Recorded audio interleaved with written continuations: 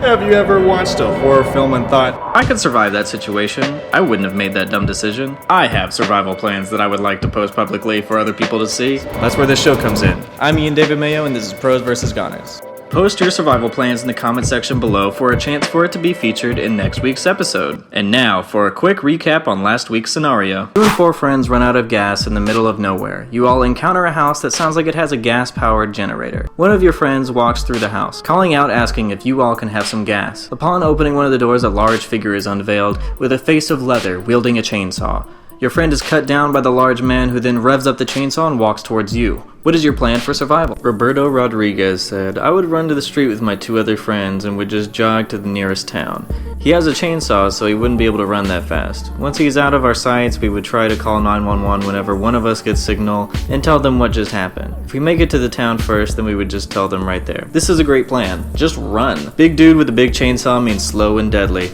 If you're not burdened with weight and heavy machinery, get the fuck out of there. You're a survival pro. Naomi Chu said, eat the guy with the chainsaw, lol. You keep suggesting to eat people but not explaining how you plan to get him into a position to be eaten. Girl, you going bad. Nick Turnbow said, I would start a group discussion on the importance of sanitary meatpacking. This would distract the chainsaw-wielding maniac into a state of deep mental focus. While he's distracted, I would kick Gary in the balls for stealing my girlfriend Janet. Janet, despite being a giant bitch with terrible taste in men, would try to comfort Gary, making them the perfect potential prey for Mr. Chainsaw, if and when he ever recovers from his contemplative stupor. At this point, Keisha, Manuel, and myself would disguise ourselves as IRS agents, the only thing that cannibalistic hillbillies fear, thus making us invincible. The only kink in this plan is if Chainsaw Guy does in fact start sawing away at Janet and Gary, I might be tempted to stay and watch. Alright, check this out. You're dead. Something tells me the big guy with the chainsaw isn't going to get distracted thinking about sanitation, especially considering he allowed all of your friends' blood to get all over everything. But even if you did, you're still dead, because if you're disguised as IRS and the cannibal hillbillies hate the IRS, the motherfucking chainsaw guy is going to chainsaw you with a chainsaw. IRS disguises aren't made of invulnerable to chainsaw materials.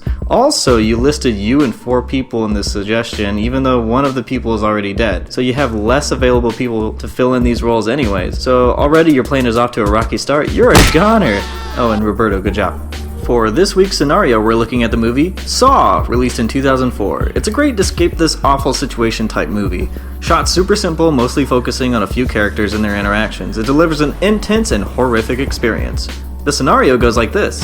You wake up in a bathroom with your foot chained to a pipe. Across from you is a man who just woke up as well, that is shackled and chained to another pipe.